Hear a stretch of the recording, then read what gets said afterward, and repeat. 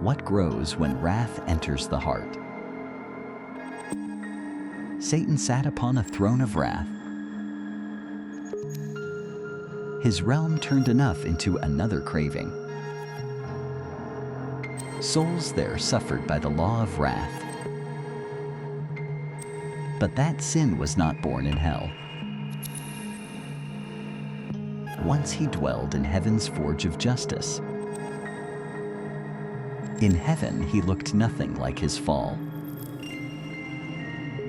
His task was to guard just fire and teach strength to stop in time. Back then, his gift brought living harmony. Then the first crack quietly appeared. At first, he still served the good. Those around him were grateful for it. Then he lingered too long before the gift. He saw blessing as private possession. That secret fascination slowly deepened. He began counting the wrong things. His gift fed his hunger instead of others. That was when wrath first whispered. Other souls bent beneath the same distortion. The seed of his fall had taken root. Then heaven shook in its first rebellion. Satan abandoned his first home and fell. He carried a twisted remnant downward.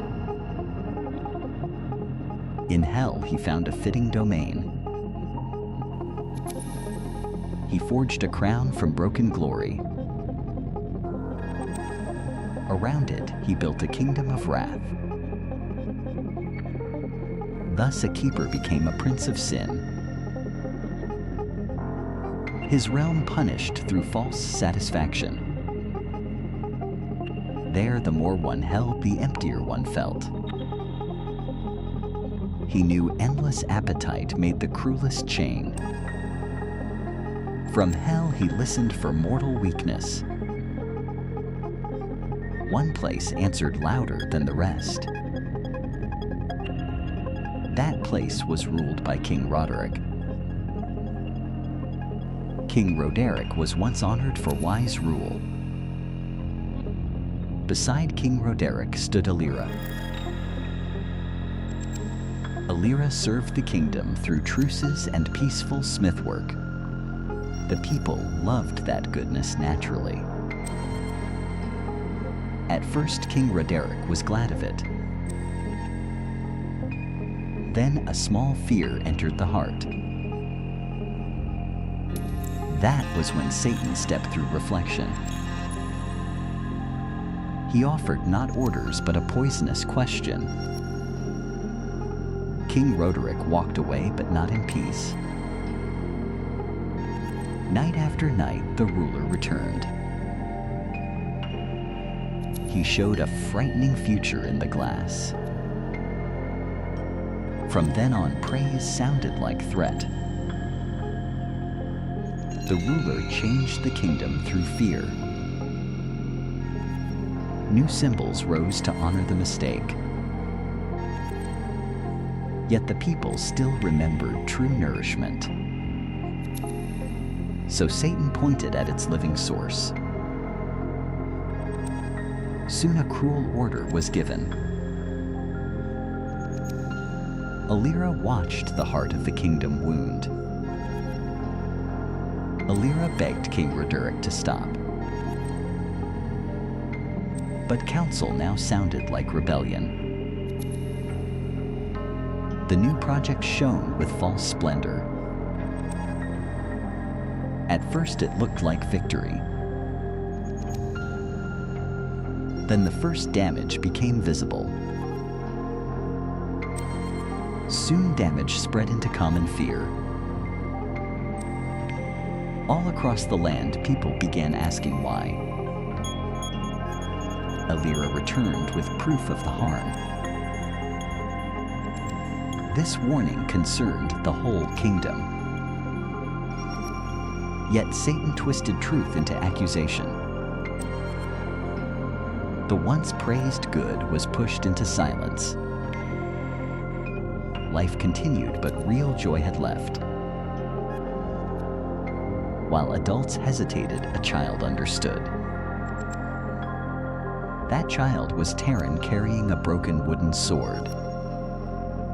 The child knew what adults feared to say. Then the child stepped forward publicly. Court and crowd fell silent together. A simple question was asked at last. That question pierced the ruler's hidden fear. The ruler looked back at what had been built. Satan urged one final hardening. But Illyra offered trust instead of challenge. That gesture made the truth impossible to ignore. At last, King Roderick understood wrath clearly. The ruler turned away from the trap. The first act of repair shook the realm. Healing began through lowering weapons and reopening honest negotiation. The people joined in rather than watching. Soon, the first signs of recovery appeared. Real joy returned in simpler form. The symbols of error were removed. Before all, the ruler confessed and thanked. The kingdom relearned what truly sustains life. Deep below hell, Satan rose in fury. The mirrors of his realm stopped lying. They showed the emptiness he most hated. That was his truest punishment. He owned a realm, yet stayed unsatisfied. Because wrath erodes rather than nourishes. So the kingdom taught its children differently. Its people rebuilt life through gratitude and clarity. Shared labor was remembered more fairly.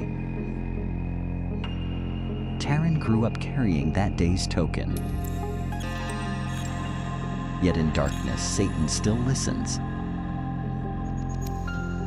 He waits for hearts to welcome wrath again.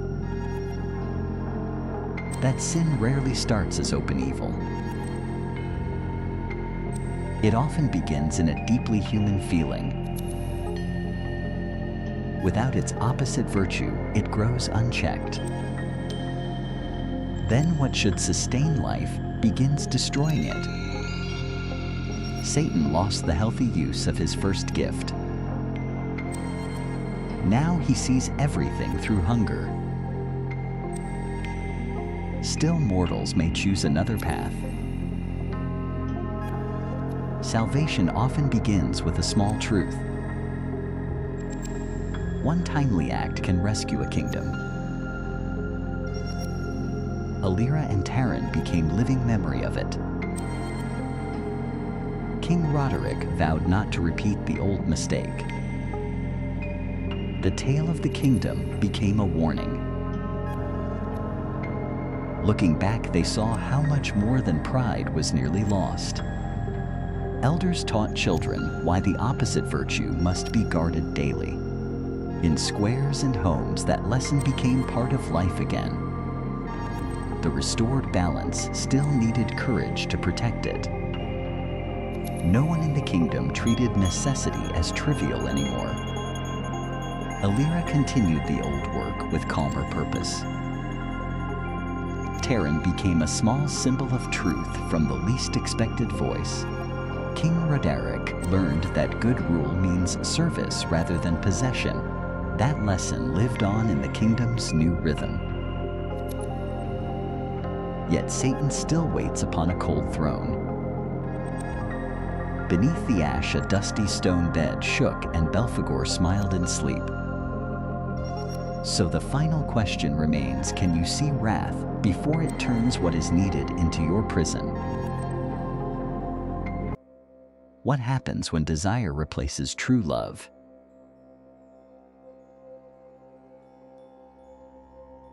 Asmodeus rules through endless longing and irresistible temptation. Before hell, Asmodeus guarded heaven's sacred flame of joy. He blessed weddings, reunions, courage, and noble love. Desire once guided souls toward beauty, truth, and goodness. Then Asmodeus began craving admiration more than meaningful joy. Heaven held a chamber showing every hidden desire. There, Asmodeus saw countless beings worshiping him. He stopped asking where desire led, only how fiercely it burned. He told vulnerable angels that limits belonged to cowards. During Lucifer's revolt, Asmodeus saw his own opportunity. He carried sacred instruments and masks into the abyss. There, he built a palace confusing love with obsession. He forged his broken halo into a royal mask.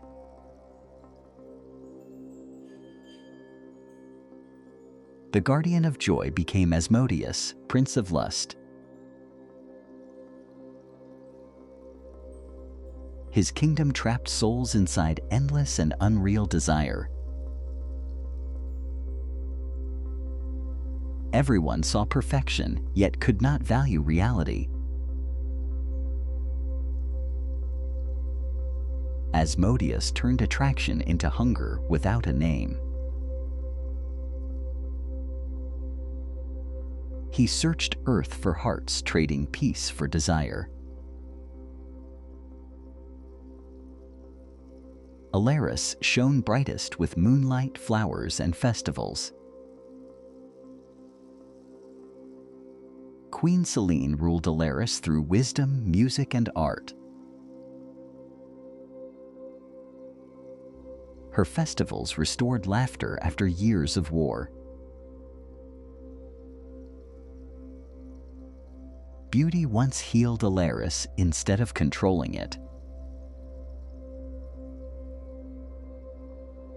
Asmodeus exploited Selene's fear that beauty might fade.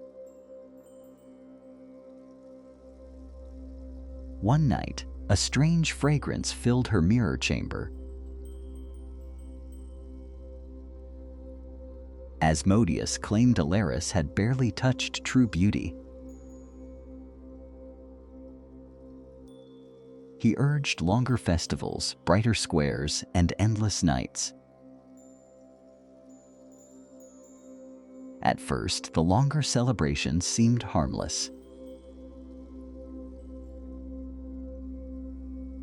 Silk, lanterns, perfume, and music filled every garden.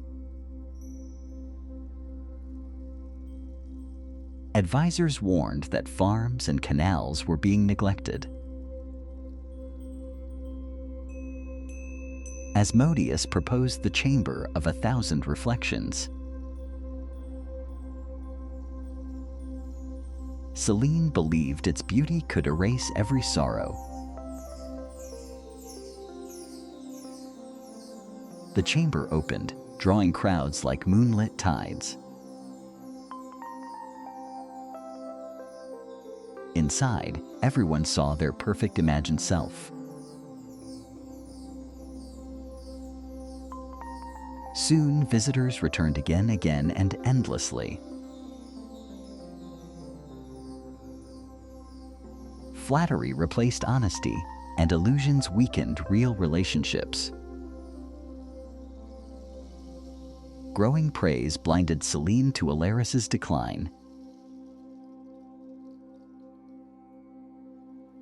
The court spent heavily on perfume, silk, and pleasure. water was diverted from fields into ornamental fountains. Mira, a young temple singer, noticed the danger.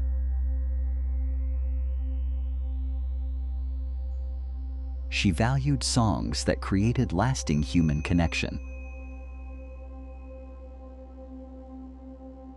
Mira asked why fountains sang while village wells fell silent.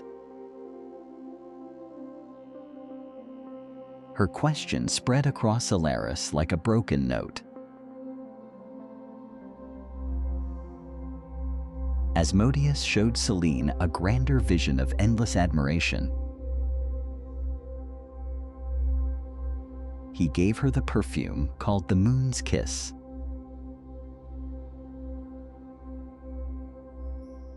Its fragrance made people smile, desire, and forget quickly. But quick passion faded, leaving deeper emptiness behind. People compared real partners with perfect mirror illusions. Guards slept, artists chased praise, and markets weakened. The waterkeeper begged Selene to repair the floodgates. She believed greater beauty could still heal everyone. Then drought came, while festival fountains continued flowing. Mira brought an empty bowl and a withered flower. She asked whether fragrance could replace water and life. The silent hall finally heard the kingdom cracking. Asmodeus warned Selene that ending the festival would end devotion. Selene saw that Mira came to protect what remained real. She crossed every mirror without admiring her reflections. The final mirror revealed her fear of being forgotten. Asmodeus claimed that denying admiration meant denying the heart. Selene said desire destroys hearts when it demands everything. She poured the Moon's Kiss across the mirrored floor. The rising mist revealed every hidden crack beneath the beauty. Selene sealed the chamber and restored water to the fields. She canceled the grand festival despite anger and blame. Many returned to their homes and real relationships. Mira led young workers in song beside the canals. Selene repaired floodgates, lakes, and forgotten morning markets. Asmodeus raged as his illusions collapsed across hell. His mirrors began showing the truth he hated.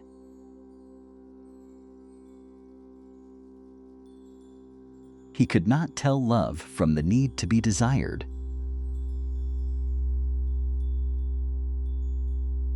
He created adoring faces, yet no sincere heart remained. Selene kept music and festivals within healthy limits. Mira taught that real presence surpasses perfect illusion. Deep in hell, Asmodeus still listens for restless hearts. Lust often begins with loneliness and fear of rejection. Without truth and self-control, longing becomes a soft chain.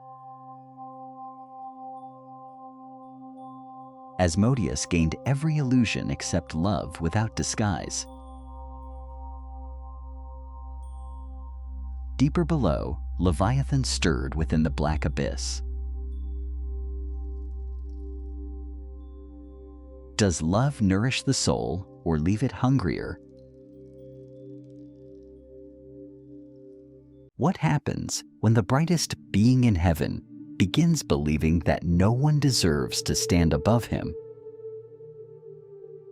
Before becoming a prince of hell, Lucifer was once known as the bringer of light. No angel possessed a stronger voice, brighter wings, or a more flawless appearance than he did,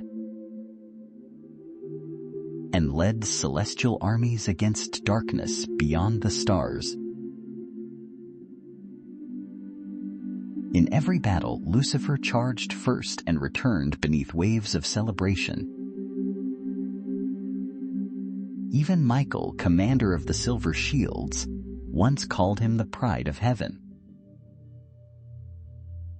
Can turn gratitude into the belief that everything is deserved. He began counting those who bowed instead of remembering why he had fought. Within the palace stood an ancient mirror reflecting most desired to believe. The mirror never said he was strongest, it merely made being second feel unbearable. Then one day, heaven was commanded to protect humanity newly born in the world below. The command did not demand worship of humans, but required strength to serve those who were weaker. Lucifer saw only humiliation, perfection being asked to bend for creatures shaped from dust. Michael warned that bending to lift another does not make a king smaller. Lucifer answered that light was not born to serve dust, but to be faced by everything.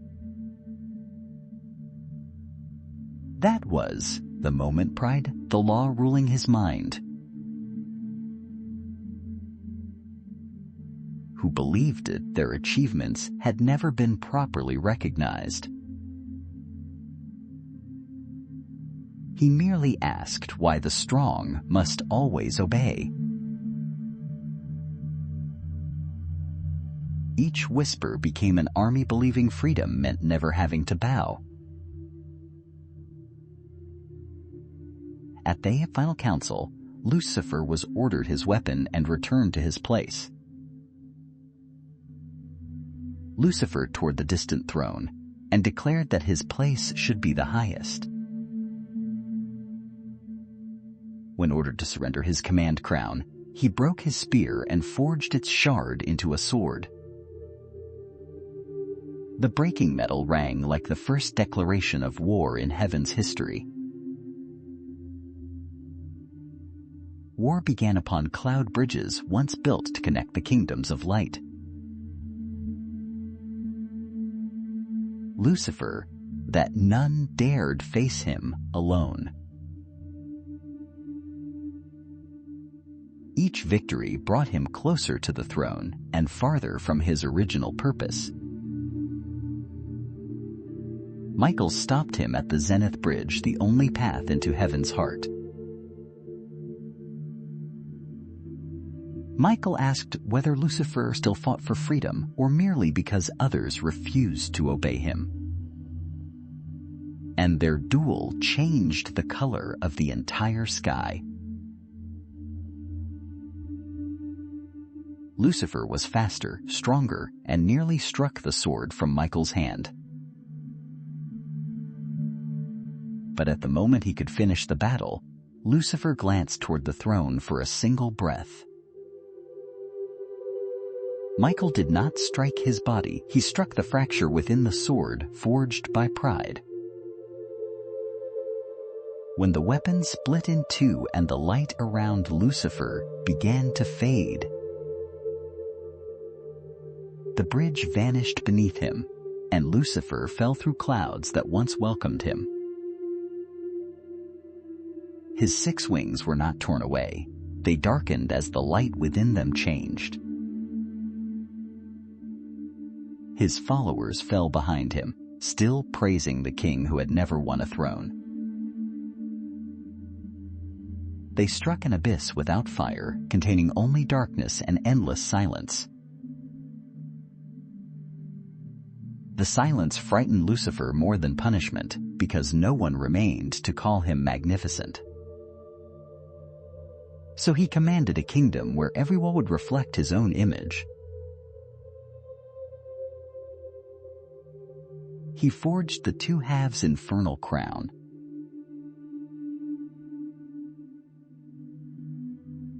From that moment, the bringer of light became Lucifer, Prince of Pride. His kingdom tortured no one with whips, but with crowns too heavy to remove. Every mirror showed its viewer as greater, wiser, and more deserving than everyone else. Lucifer never forced anyone inside. He only offered the praise they already wished to believe. The first to hear him clearly, a king who had once been a poor soldier. Cassian had once been loved listening builders and ordinary soldiers. After many victories, the people began who could never be wrong. Lucifer appeared within the royal mirror and told Cassian he needed no counsel from lesser minds. The next morning, Cassian dismissed his council and raised his throne above every other seat. He ordered a tower reaching the clouds so the entire world would be forced to see his greatness. The old architect warned that the ground could not support such enormous weight. Cassian did not examine the warning. He punished the man who made him feel questioned. The tower continued rising, while cracks spread beneath the city like black roots. When the rains arrived, the sinking foundation blocked the water feeding the fields. The people lacked food, yet Cassian ordered more gold placed upon the tower's crown. The king said, failure existed only in the minds of the weak. Lucifer rejoiced because Cassian had learned pride's deadmeat error. Yet among the crowd stood a young girl who did not bow when the royal procession passed. If you are truly great, why must everyone constantly tell you so? Cassian ordered the girl seized, but not one soldier stepped forward. For the first time, the king watched his power vanish when others stopped being afraid. He fled to the palace and shattered the mirror, but Lucifer emerged from every broken piece. Lucifer told Cassian he must never apologize because a kneeling king would cease to be a king. Cassian looked at him as prince. Why do you need me kneeling? The question reopened a memory Lucifer had buried beneath thousands of years of praise.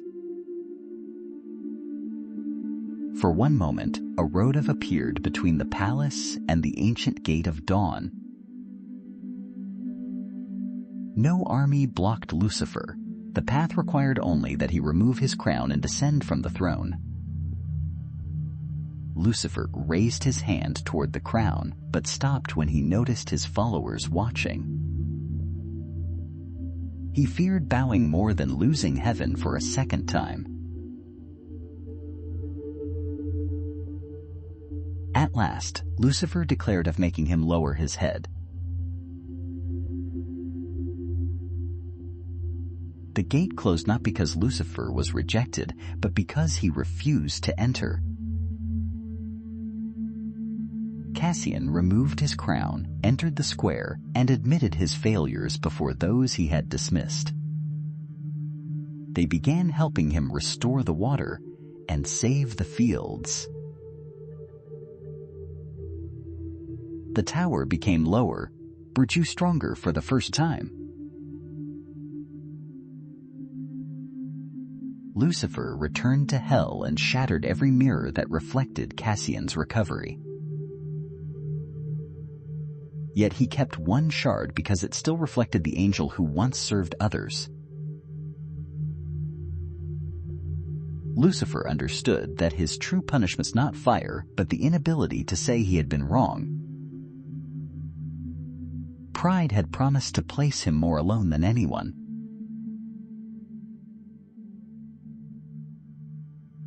Deeper within hell, the sound of coins announced that another prince was awakening. What is a crown worth when its wearer is no longer free to remove it? What grows when gluttony enters the heart? Beelzebub sat upon a throne of gluttony. His realm turned enough into another craving. Souls there suffered by the law of gluttony. But that sin was not born in hell. Once he dwelled in heaven's table of blessings. In heaven, he looked nothing like his fall. His task was to bless harvest and keep shared meals holy. Back then, his gift brought living harmony. Then the first crack quietly appeared. At first, he still served the good. Those around him were grateful for it. Then he lingered too long before the gift. He saw blessing as private possession. That secret fascination slowly deepened. He began counting the wrong things. His gift fed his hunger instead of others. That was when gluttony first whispered. Other souls bent beneath the same distortion. The seed of his fall had taken root. Then heaven shook in its first rebellion. Beelzebub abandoned his first home and fell. He carried a twisted remnant downward. In hell, he found a fitting domain. He forged a crown from broken glory. Around it, he built a kingdom of gluttony. Thus a keeper became a prince of sin. His realm punished through false satisfaction. There, the more one held, the emptier one felt. He knew endless appetite made the cruelest chain. From hell, he listened for mortal weakness. One place answered louder than the rest. That place was ruled by Queen Samira. Queen Samira was once honored for wise rule. Beside Queen Samira stood Mara. Mara served the kingdom through public granaries and shared kitchens. The people loved that goodness naturally. At first, Queen Samira was glad of it. Then a small fear entered the heart. That was when Beelzebub stepped through reflection. He offered not orders, but a poisonous question. Queen Samira walked away, but not in peace. Night after night, the ruler returned. He showed a frightening future in the glass. From then on, praise sounded like threat. The ruler changed the kingdom through fear. new symbols rose to honor the mistake. Yet the people still remembered true nourishment. So Beelzebub pointed at its living source. Soon a cruel order was given. Mara watched the heart of the kingdom wound. Mara begged Queen Samira to stop. But counsel now sounded like rebellion. The new project shone with false splendor. At first, it looked like victory. Then the first damage became visible. Soon damage spread into common fear.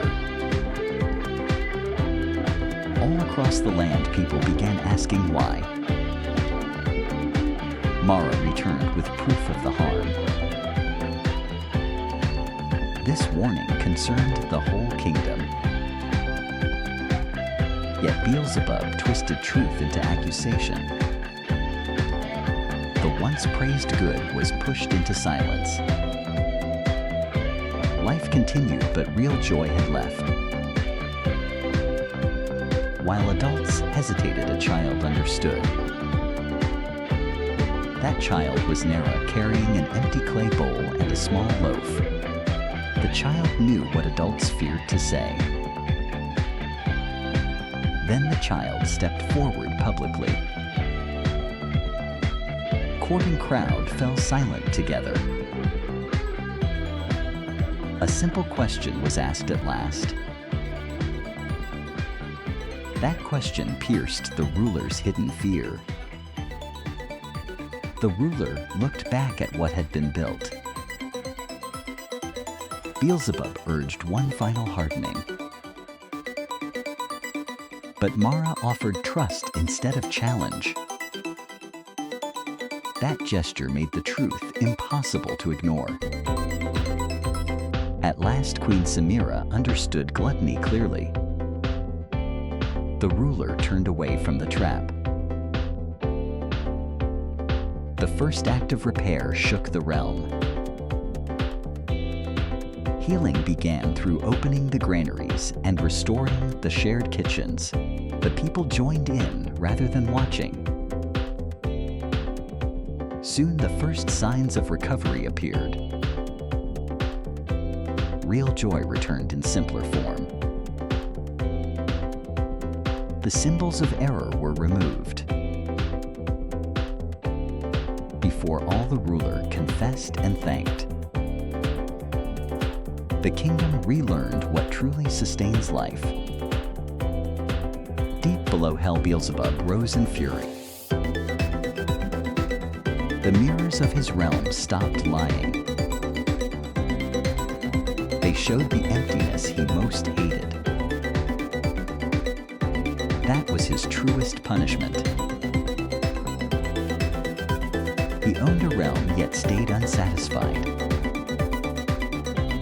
Because gluttony erodes rather than nourishes. So the kingdom taught its children differently. Its people rebuilt life through gratitude and clarity. Shared labor was remembered more fairly. Nera grew up carrying that day's token.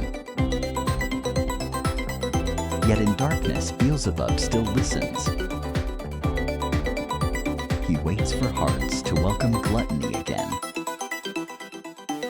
That sin rarely starts as open evil. It often begins in a deeply human feeling. Without its opposite virtue, it grows unchecked. Then what should sustain life begins destroying it. Beelzebub lost the healthy use of his first gift. Now he sees everything through hunger. Still, mortals may choose another path. Salvation often begins with a small truth. One timely act can rescue a kingdom. Mara and Nera became living memory of it. Queen Samira vowed not to repeat the old mistake. The tale of the kingdom became a warning. Looking back, they saw how much more than pride was nearly lost. Elders taught children why the opposite virtue must be guarded daily. In squares and homes, that lesson became part of life again. The restored balance still needed courage to protect it. No one in the kingdom treated necessity as trivial anymore. Mara continued the old work with calmer purpose. Nara became a small symbol of truth from the least expected voice. Queen Samira learned that good rule means service rather than possession. That lesson lived on in the kingdom's new rhythm. Yet Beelzebub still waits upon a cold throne. Deeper below, red fire rose and Satan stirred awake. So the final question remains, can you see gluttony before it turns what is needed into your prison? What happens when a soul owns mountains of gold, yet still trembles at losing a single coin? But before becoming the Prince of Greed, Mammon once guarded the treasures of heaven. His task was not to keep riches for himself, but to distribute abundance where it was needed most. He knew which season required more rain, which city needed grain, and which kingdom had to learn to share. But among all he guarded, Mammon began loving what glittered more than the purpose it served. He stopped counting lives helped and began counting vaults filled. It was no longer others' hunger, but the sensation of possession that made his heart beat faster. He began keeping the finest gifts, sending to the world only enough to appear fair. At the center of heaven's treasury stood an ancient scale revealing what a keeper of riches truly worshipped. When Mammon touched it, the side of gold sank lower even as more people starved than ever before. That was the first seed of greed, when value began being measured by rarity rather than need. Then Lucifer fell, and heaven was shaken by its first great war. Many angels chose a side.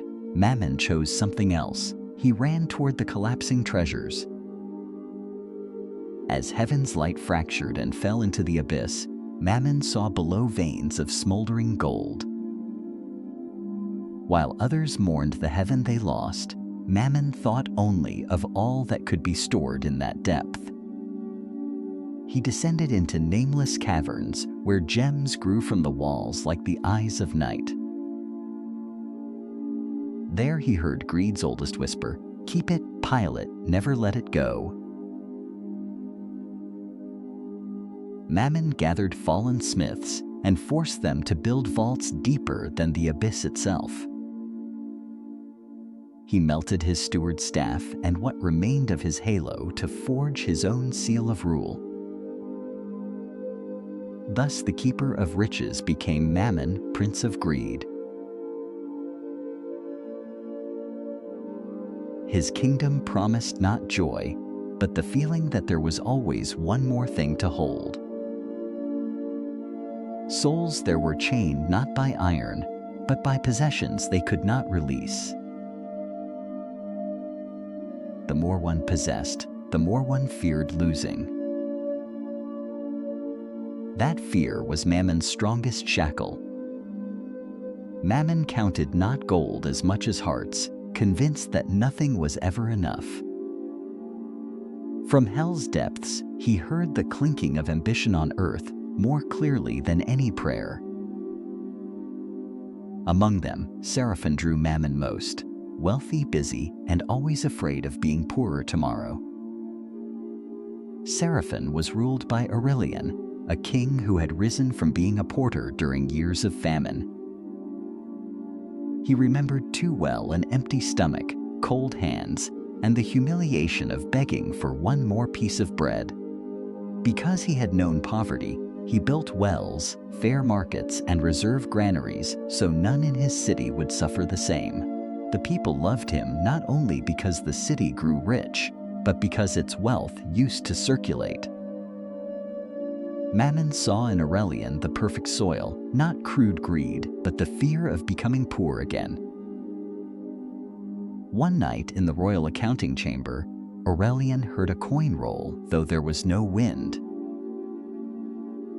Mammon appeared within the bronze mirror and whispered, "The one who shares most is often the first to run out."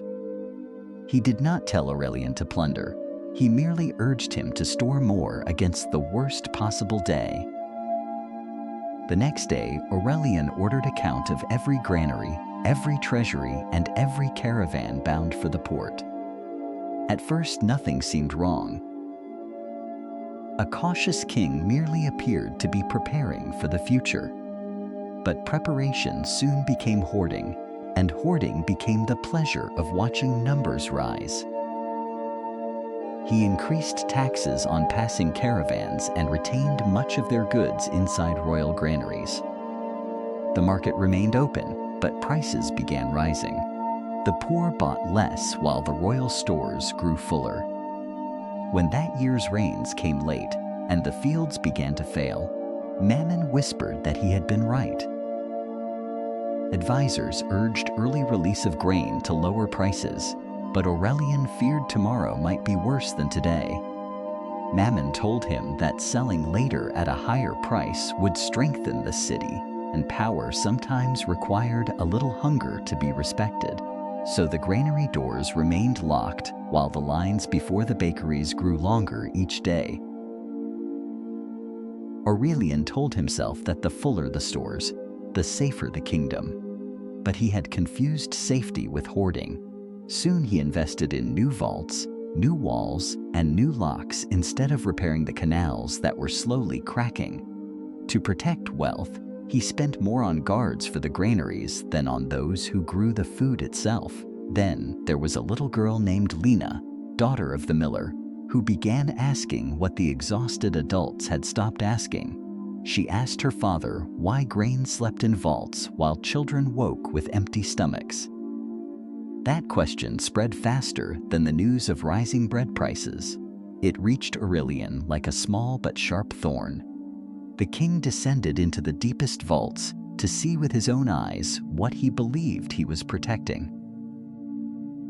There, the sound of grain pouring into bins seemed more pleasant to him than the pleas from the square above.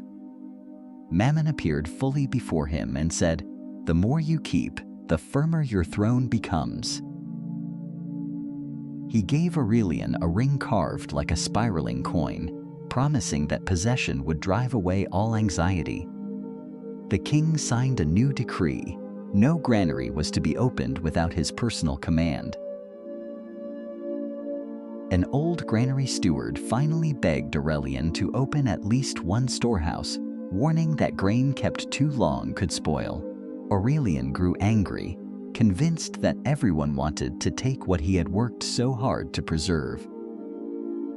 To prove himself right, he ordered one small lower vault opened. But when the doors swung wide, the smell of rot escaped before the light. What he had clutched too tightly had begun dying in darkness, just like his own compassion.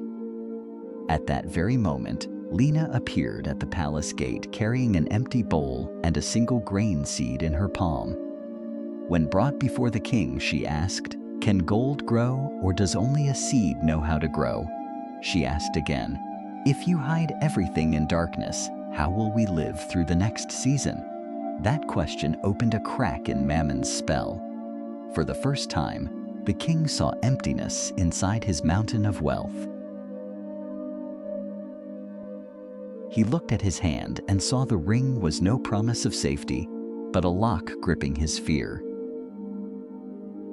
Mammon hurried to whisper that opening the stores now would mean destroying his own power. But Aurelian finally understood that a king who fills his vaults while his people starve has already lost power. He removed the ring and cast it to the floor, where it shattered into cold, dead coins beneath Mammon's feet. Then he ordered every granary opened, bread prices lowered, and the gold spent repairing canals before repairing thrones. The people carried grain, shared water, repaired dikes, and kept the city standing through its harshest dry season in years. Mammon cried out as he watched gold leave the vaults to become bridges, seed, and bread. In hell, his golden rivers turned to sand whenever wealth was used instead of imprisoned. He tried to clutch more, but the tighter he gripped, the more treasure slipped through the gaps between his fingers. That was Mammon's true punishment, limitless possession without ever feeling enough to rest. Aurelian kept a reserve granary, but from then on its doors opened toward the market and the fields, not toward the darkness of fear. Lena grew up telling others that the best kind of wealth is the kind that can still move from hand to hand. Yet deep in hell, Mammon still sits and listens for every clicking lock and every whisper that says one needs more. For greed rarely begins as obvious evil. It often begins as a fear that seems reasonable. When that fear is no longer guided by wisdom, surplus becomes a prison and wealth becomes the master. Mammon gained everything he once wanted to touch except the simplest thing, the safety he had sought from the beginning. In a palace deeper still, music sweet as honey began to rise, announcing another prince smiling in the dark. And the final question remains, what truly belongs to you if it can command your heart to tremble? What pain is born from another light? Leviathan ruled where every mirror compared. In his realm, enough always felt like less. But envy did not begin in hell. Once Leviathan guarded heaven's mirror sea. There, each soul saw its own gift. Others' talents once inspired grateful wonder. Leviathan once watched that harmony in peace. He kept the sacred waters clear and honest. Then he lingered after the crowds were gone. He stared at honors given to others. Praise began sounding distant from his own name. Another's brilliance started dimming his joy. He mistook difference for personal loss. There, envy first entered his heart. He bent reflections away from the truth. Souls started seeing what they lacked. Leviathan whispered dangerous thoughts into listening hearts. Soon everyone compared instead of understanding. Heaven's mirror became a cradle for suspicion. When heaven shook, Leviathan chose the abyss. He fell through rain and collapsing light. Even his halo faltered in the descent. Below waited a cold black sea. From broken glory he forged a crown. He raised new mirrors from poisoned waters. Thus the guardian became envy's prince. His realm punished through endless comparison. Even abundance felt unfair beside another plate. Friendship there could sour into silent rivalry. Leviathan smiled whenever another light dimmed.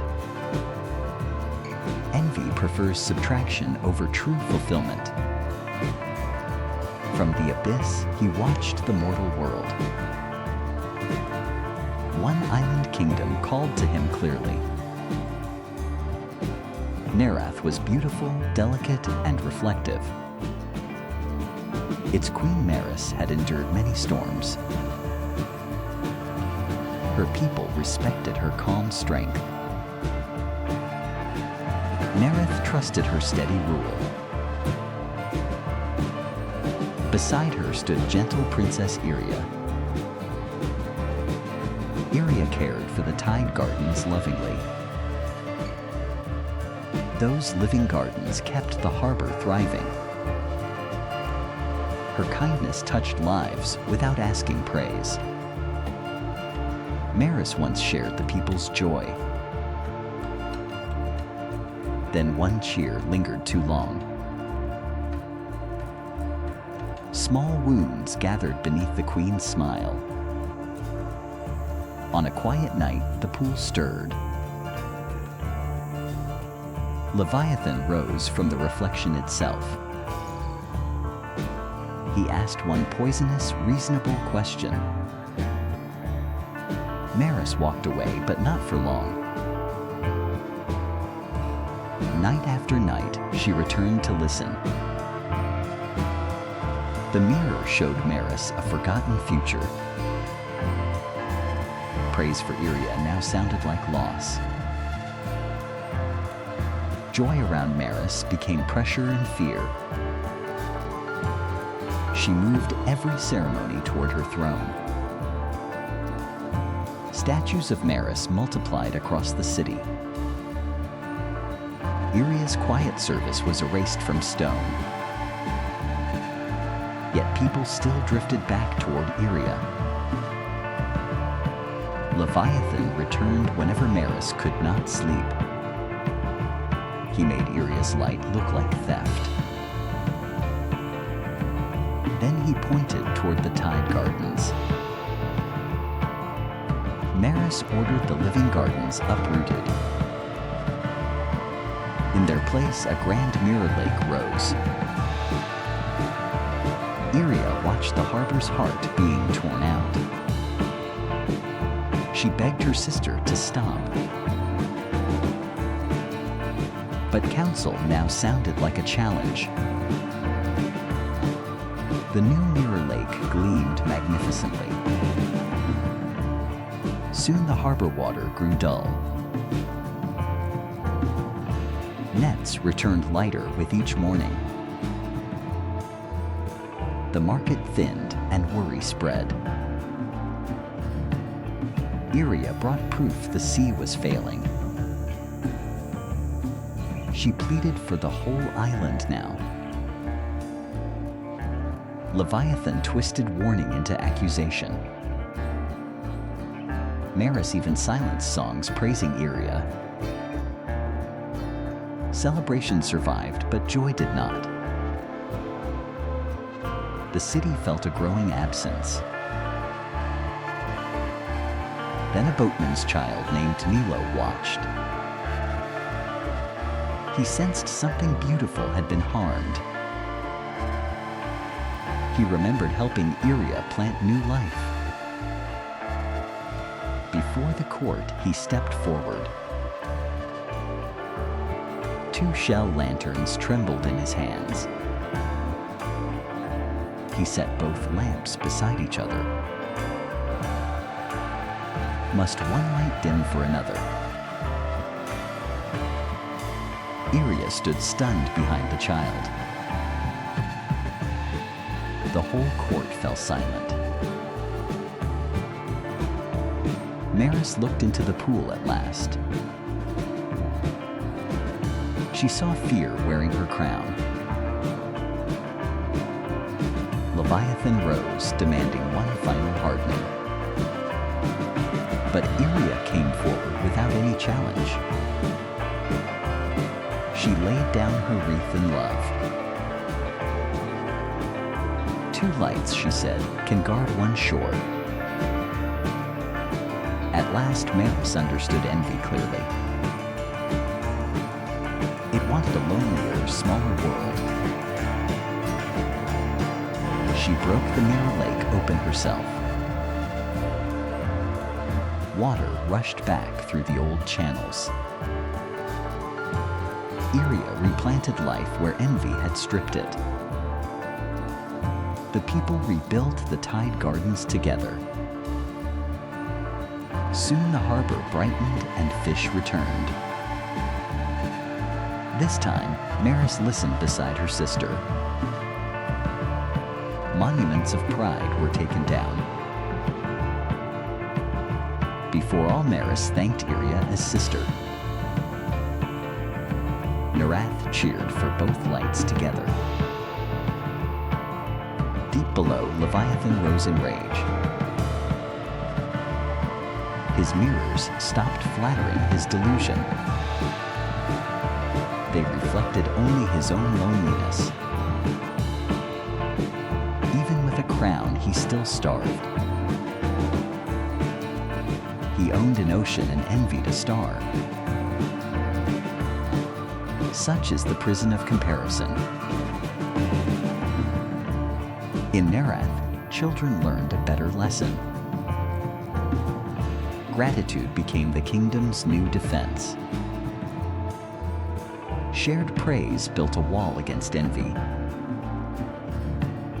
Nilo kept 2 lamps into later years. But Leviathan still listens for jealous hearts. He gathers every sigh born from comparison. Envy often begins as quiet sorrow. It grows when another bloom feels personal. Unhealed envy turns beauty into injury. Leviathan still cannot face himself honestly. And deeper below, another hunger stirred. Beelzebub waited in the banquet dark. Will you grow or shrink others instead?